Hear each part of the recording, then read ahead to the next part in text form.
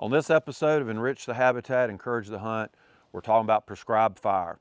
It's burning season. We just wrapped up hunting season, so now it's time to get busy building better habitat. We're going to talk about the benefits of prescribed fire to the land manager or a wildlife habitat manager because it's probably the most effective way to manage your property. A lot of people get scared of fire, but hey, if it's done correctly, you can create some really good habitat out there and manage your timber very well. We're going to look at the aspect of building a burning plan. We're going to look about putting fire breaks in and how to do that.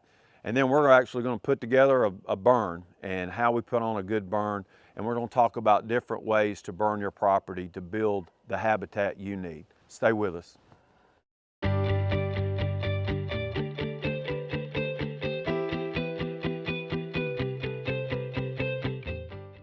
So we're in a hardwood stand. As you can see, it's a little bit of mixed hardwoods, particularly a lot of water oak, willow oak. There's a few white oak, red oak in here.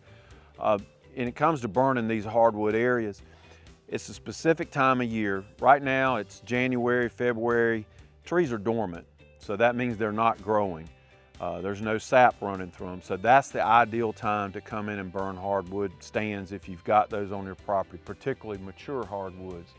So what the goal is to control, get rid of a lot of you see we've got some greenbrier, which is great for deer, good deer for you, but you can see behind me we've got a lot of little volunteer pines. There's some volunteer sweet gum coming up in here and winged elm. We want this to be clean, so when your deer or your turkeys or quail may come in here to feed, you know, it's clean for them a little bit to get to the acorns that you want. But we're reducing some of the competition that these oaks would compete for, particularly for water or nutrients in the soil. So when do we burn them? You want to burn it on a day that temperatures are cooler, I'd say between 35 to 55. You want to burn on a day that humidity would be, I would say 30%. And you want to burn a fire through here that doesn't go slowly, but maybe a good quick fire that would burn through this hardwood litter and not damage the roots. So there are great things about burning hardwoods. You can clean them up, you can reduce some of the competition, but also it could reduce it as a fire hazard. You know, if you had a wildfire that might come in here and really hurt these hardwoods at a different time of year. But burning hardwoods can be beneficial. It can also clean it up and make it ideal for your wildlife habitat. So with a prescribed fire or controlled burning, one of the things we're after is to control unwanted hardwood that would compete particularly with the pine stand here for nutrients and growth and sunlight. But of course, you know, from a wildlife standpoint, sweet gum and winged elm really don't have anything beneficial from a food standpoint except when it's young, they may browse it. But as you can see behind me, it's real thick. It would make really great cover. But we want the sunlight to get to the ground where we've got native vegetation and forbs coming up. So these sweet gum are about the right height where fire would control it very, very well. But if you let it get away from you and you can't burn those areas, they get big in diameter and fire's really not going to do a whole lot for it. Then you're looking at having to mulch. But this is in the south. This is probably the biggest pest that you can have. That one of the main things about a prescribed fire that we're trying to control is sweet gum and winged elm. And we'll clean this up after a good hot fire. I like to burn it maybe in March when it starts to put on a little bit of growth, and that way you knock it back. And even if it's shrubby, that's still good from a wildlife standpoint. But when it gets up woody, gets a little bit higher than this, then that's when you turn into problems. But fire will definitely take care of your sweet gum and elm problems. When I look at my burning plans each year, you know, I can look at large scale burns, 200 or 300 acres, but with my timber stands, from a wildlife standpoint, I like to do what's called patchwork burning. Smaller blocks and cutting them up maybe into 50 acre, 60 acre little blocks that I can burn one year and then burn the next one the next year to create two different types of habitat. So there's some diversity in my burning plans. What we're looking at back here behind me, this is an area that was burned last year. So with this area behind us, we've taken care of a lot of the understory. You can see that it's open. It's not as thick. It doesn't have the young short pines coming up in it. So when I'm looking at that from a wild turkey standpoint or a bobwhite quail, I've established nesting habitat for this year. We've got some structure here with a little bit of overhead cover that a hen could nest and be protected from over the top. But also it's the visual aspect when it comes to predators and nesting turkeys or quail. Particularly a turkey, she needs to be able to see if there's a predator approaching her while she's on her nest versus being really thick cover, she can't see very far. So what we've done here is established pretty much nesting cover for the 24 nesting season. So what we're trying to do is the next block of timber that's next to it, not far away, is what we'll burn this year, which would be the brooding habitat, where she's gonna take her hens once she hatches them off the nest. She doesn't have to walk very far and she can move into that area, and you'll have new growth coming up that she can take her young in there. The poults, they can feed on seeds, they can find insects that they need, but also it's a good visual. She's gonna be able to see a long distance, so if approaching predators come, she can gather up her flock and get out of there. So it's a comparison of patchwork burning versus large scale. The closer you can keep nesting habitat to brooding habitat, that eliminates the problem of a hen, say she's in good nesting cover here, but she might have to go a half mile to 200 or 300 yards away. Well, what happens there? She's susceptible to having predators approach her or learn her route, and then that may be the end of that flock or end of that turkey. So the closer you can keep these together by patchwork burning your property, it creates diversity, it creates cover and nesting habitat, but then it also produces good food or brooding habitat for young turkeys and for quail. So we've looked at an area talking about patchwork burning that was burned last year. So that's providing the nesting cover that the hen would need to be in with a little bit of structure overhead, a little open where she could see predators. As you see behind me, this is the block right next to it, right across the fire break, that we're gonna burn this year, which will turn into brooding habitat. So when we come in, you can see right now a lot of briars, a lot of young pines. It's a little thick. You know, a hen might nest here, but she can't see a predator coming, unlike the area we burned last year. So what we're doing is developing a patch now that would be the brooding area. So when we come in and burn this, it'll clean everything up. You'll have a nice young growth of vegetation coming up. It'll be attractive to insects, exactly what that hen needs to get those poults in and feed. But the plus side is she'll be able to see. She would be able to see predators coming. So the idea behind patchwork burning now is that we can burn one side of the woods, and then that timber stand, she moves into this one right next to it. She doesn't have to travel as far.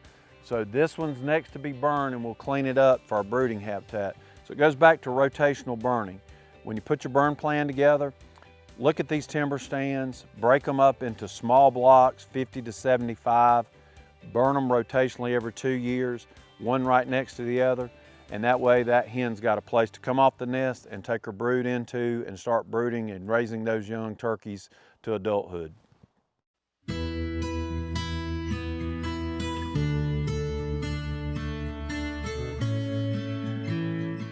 A prescribed fire burn plan is a detailed written document that outlines the objectives, methods, and safety protocols for conducting a controlled burn.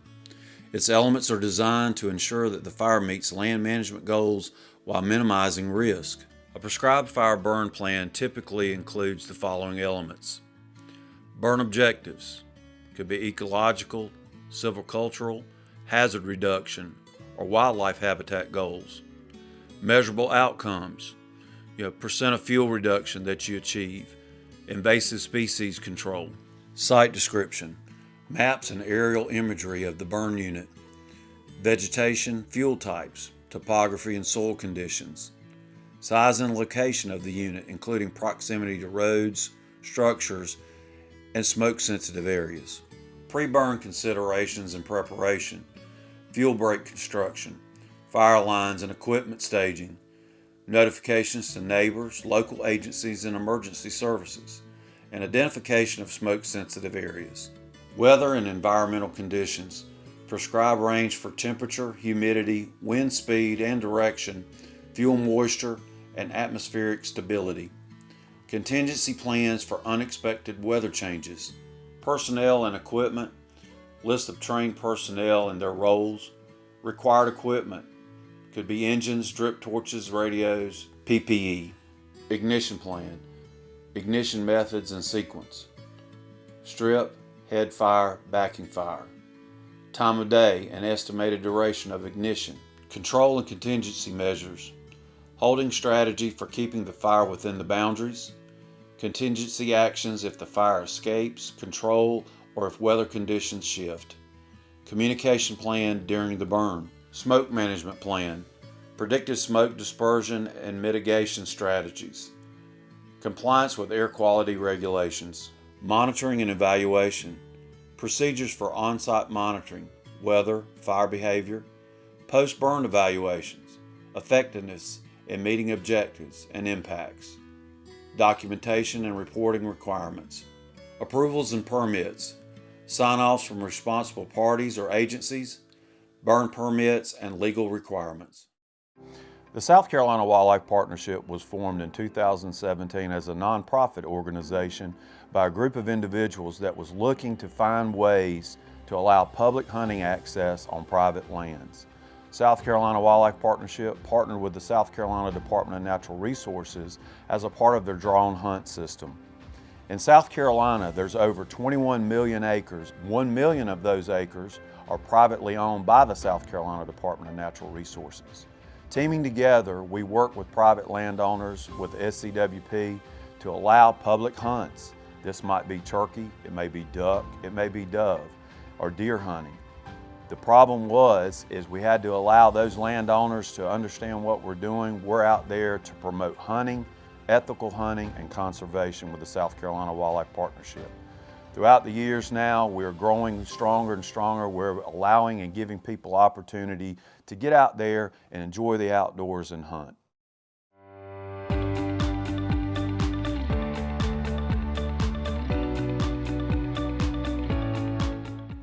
One of the things about having prescribed fire burning is having really good fire breaks. Well, what is a fire break? A fire break can be man-made through a dozer or a tractor. What you're doing is you're wanting to get rid of any leaf litter or any pine straw that may carry the fire over from where you're trying to control the burn into an area that you don't want. It could be a creek, it could be a road, anything that will stop that fire where you got it under a controlled basis. The wider the fire break, the more safe it's going to be. And to me, good fire breaks are crucial to how you can burn, how aggressive you can burn the block you're trying to get burned. But it's all about having good fire breaks, and whether you got a dozer or whether you got a tractor, you can even do it with a leaf blower. But the main thing is good clean ground, good wide area that fire can't jump across. And that's the most important thing, is establishing good fire breaks before you ever drop that torch and light that fire.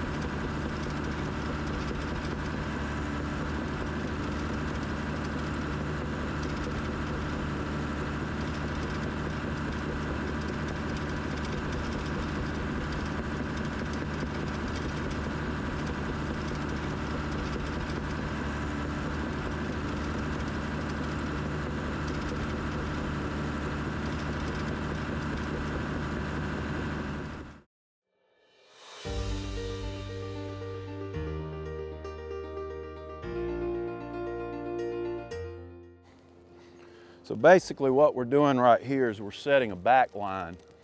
The backfire is what you set into the wind, so it's actually backing up into the wind and backing out into your burn area. This is to set a kind of a safety perimeter. It's actually gradually going backwards. So we're securing our back line so we don't have to worry about any kind of fire getting into an area we don't want to burn. That's, you know, the concept of controlled burning. So what we're doing here is we're basically setting a back line. You know, today, one of the things that we're looking at is the wind direction. We've got a southwest wind, so our smoke will be going to the northeast area, be our smoke sensitive. So we're on the northeast side of our burn area. We're backing our fire into this block here, and we'll continue to secure this back line so we're good and secure before we move into another step that may be strip burning and kind of setting strips in it. It won't be an entire head fire, but this is setting a back line. Back line is the first thing you want to secure.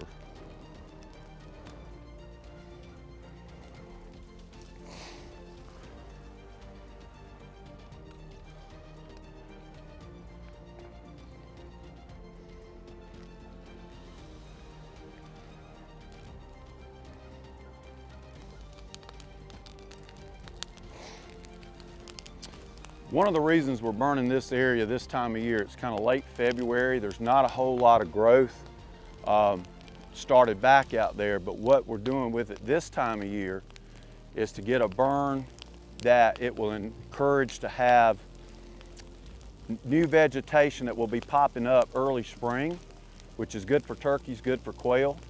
One of the things that we want to make sure that we're able to do is not hurt these trees or scorch the trees. You know, that's one thing you got to consider. Trees are still dormant in the winter months, so you can get away with the intensity of the fire that you burn. If you look at this fire right here particularly, you can see lower humidity. What determines it for me is how fast it burns, how intense it burns.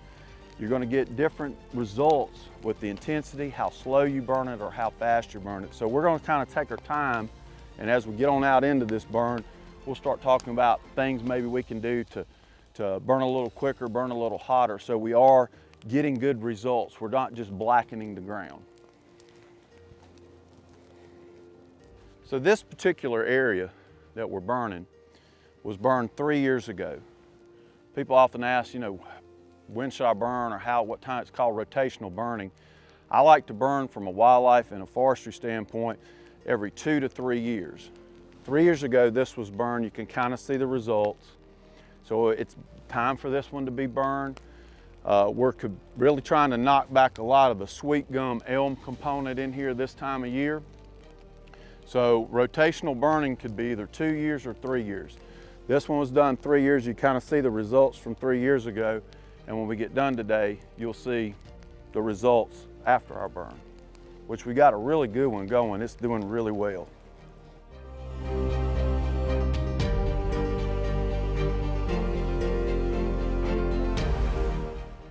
You know, when it comes to what tools do you use to burn with, probably the most important thing is a good drip torch. You can get these from most forestry supply companies. Of course, they have a wick that controls the amount of fuel and fire that comes out at the same time. The mixture that we use is 2 parts gas to 3 parts diesel fuel. And the gas is the igniter to kind of start your fire. The diesel fuel is kind of runs out there to keep a steady stream. But with the drip torch, you can either set a solid line like so, or you can actually do what's called a spot, drop little spots as you move along. You know, depending on your fire behavior, fire weather, that's what dictates whether you strip or spot. And a lot of times it's going to dictate how you set your other lines. You know, the more intense the fire, the more it's going to do to control competition that you don't want. You have to watch the fire behavior. You know, today we've got a kind of a lower humidity day. The lower the humidity, the more intense this fire is because there's not as much moisture in the air. The intense the fire will burn. Wind is another one. We've got a good steady southwest wind, so we know our smoke is leaving us and going towards a non-smoke sensitive area. We've got a good smoke dispersion day. What does that mean? That means where's our smoke going? It's rising and getting out of here, where later on we don't have to worry about it laying across the highway or over houses. So having good tools, of course we got our rangers here with water tanks, got fire rakes, We got our bulldozer on standby if we need it. We've already put our brakes in. You know, we talked about putting in fire brakes with a dozer. So, you know, we got it pretty secure. We start out right now just kind of taking our time, getting it backed off. And then once we get it backed off, we'll look at manipulating it a little bit more. But wanted to show you what a spot fire now looks like. You see this ring, you've got a back. You actually have 2 flank fires. And then you actually have another backer off the back. So spot fires sometimes when your fire is burning really, really hot, and you want to just kind of placement, you can go and drop one about every 75 yards, or you can use this solid line. I would recommend using a solid line to get your back line secure, and then let the fire behavior and the weather dictate if you're going to strip or you're going to spot later. So usually when we get out here to do our burns, you know, we try to have enough people on hand. You got folks that are dragging pots. Probably the most important person is your fire break watcher who's on the Ranger and got the water. The other big important part that I found is having communication. You know, we've got phones, but a good little set of walkie-talkies are always good to have where you can communicate back and forth to your burn team while you're out there. That way, if there's a problem, you can send somebody to there. You know, we've got a dead snag that we need to kind of keep an eye on when you're burning, that you don't really want to catch on fire and then you've got to deal with it all night. But communication is great. These little walkie-talkies work great. So our burn now, we've got our back line. You see we're getting a good black area off the back brake, securing it. And the guys are working the other line on the upper side. So what we're going to try to do now, you see the wind is kind of pushing this in a little bit. We're getting kind of a southeast kick. But what I'm going to do now is basically what we call strip burning. This strip will be, I'm going to come off of the back line that's backing. I'm going to drop back about maybe 15 yards, and I'm going to walk another solid line parallel to this line. And what's going to happen is you're going to have a small head fire that runs into the back, to your backing line. And you know, we're gonna just see what the intensity does there. You can see right here now, we're getting kind of a wind variant. Wind's blowing in, it's trying to shift, it's trying to push. It should lay back down. When it starts doing this, then you know, it's a good thing we didn't go to strip. Now what we'll have to do is start looking at getting ahead of it and cutting some other strips into the burn. You'll see this will start as a head and run into that, so you get a little bit more intensity, but again, it's a controlled environment the way you're burning it. Then a few minutes we'll show you what a spot would call spotting does.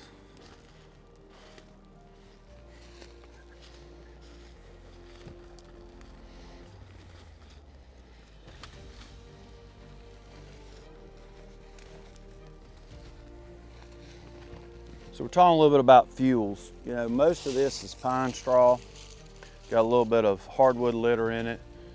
You know, the fuels are going to dictate how much smoke you're going to put up that day. We got some downed tree limbs from the hurricane. So what we look at is how much fuel's on the ground to help us determine, you know, how many acres we want to burn, how intense we want to burn it to clean it up. You know, of course, we got some old sweet gums over here we're trying to knock out and get rid of, but a lot of briar, that's a lot of what you see come back in here is greenbrier, which is great for deer.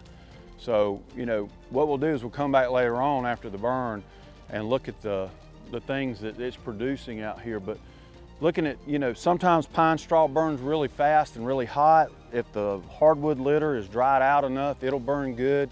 You know, we can talk about other things like broom straw. Broom straw is another one that burns pretty intense, and then what it'll do is you have to kind of watch it because it likes to float across. You can see these old thick areas of pine straw are going up pretty intense too. So let's talk about another firing technique when you're out here burning. We talked about strip fires and backing fires. Another one is a spot fire. A spot fire is basically what I'm going to do is drop and make a little small circle, walk maybe 60, 70 yards, drop another one. A lot of times I use this if the fire gets real intense and we need to kind of slow down a little bit because you've got, you know, your strip fire burns hot. This just kind of takes its time, burns in different directions and burns like it needs to. So this will be kind of a spot fire. You'll see what I do as I go out through it. I'm gonna be dropping spots. So my first little spot be something like that. Another 65 yards or so down through there.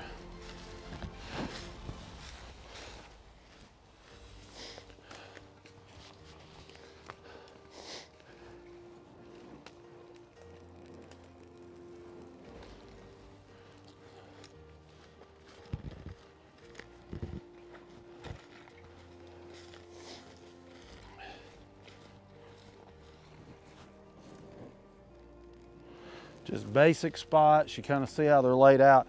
Eventually they don't burn as intense, but they'll burn together and you still get the same effect, especially with these old sweet gums and things.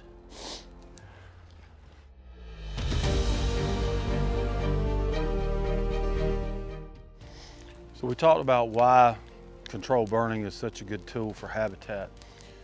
You see here, I'm kind of standing in a bunch of probably 3-year-old, 4-year-old sweet gums, some winged down. Doesn't have much wildlife value to it. It actually will compete with these pine trees and of course competes with the native vegetation that we're trying to produce through burning for wildlife. This intense fire that we're putting on these will eventually knock these back. We'll take care of these. They're getting a little tall. If you don't control them with fire, then you got to resort to mulching, and that can be very expensive. If you can burn your sweet gums about this height and knock them back, yes, they'll come back this spring and they'll sprout back, but that bushy stage that they come in, what I call a bushy stage, is kind of low, is actually good deer browse, and it produces good cover. It's just once it gets beyond a height that this fire won't take care of it is where you have a problem. But you know, it makes good bedding area, but it's, you know, also makes a haven for predators. So that's what we're trying to do, is kind of knock back some of these old sweet gum, and you know, they're starting to bud out. They're not fully growing. I don't think we've got a full growth started on them, and they've started back. We can talk about it in another, you know, another type of burning is doing springtime burns, summertime burns, where you really can knock this stuff back, you know, even harder. So we're just trying to control a bunch of this stuff in here and clean it up a little better.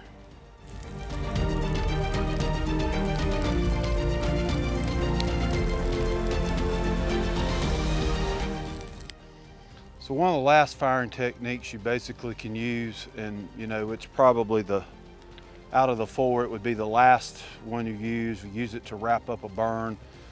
Sometimes you can backfire one, headfire one, just depends on how intense the fire burns. So you kind of see this fire running behind me. This is kind of a flank running up, but I am setting the southwest side of the break of where we're burning. So this would be what we call a head fire. This is where it picks up steam with a little bit of wind, a little bit of humidity, and burns really intense. So you can see while we've stripped and we've spotted that we don't just backlight it and ring the stand. You can kind of see with just a little bit of a run, it's got the intensity that it has. So this would be basically lighting a head fire to kind of close these areas up.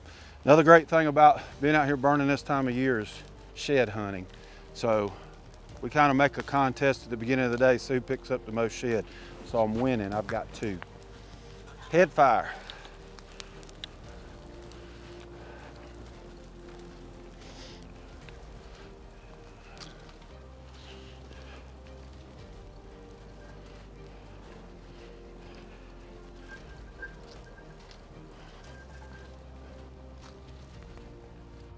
So at the end of the day, generally what we do is go back around and look for cat faces, and luckily we found this old oak tree that's hollowed out at the bottom. It had caught on fire and got it put out with some water and some fire retardant here, just so you don't come back, you got a whole tree on fire. But you know, at the end of the day, once your burn's wrapped up, it's good to ride your lines, look for cat faces on fire, burning stumps that could give you a headache a little later on. So once it's all said and done, you've had a good burn, it's always important just to double check everything before you leave. You know, like this old tree right here, if we hadn't have found this, come back later on, we'd have had a mess.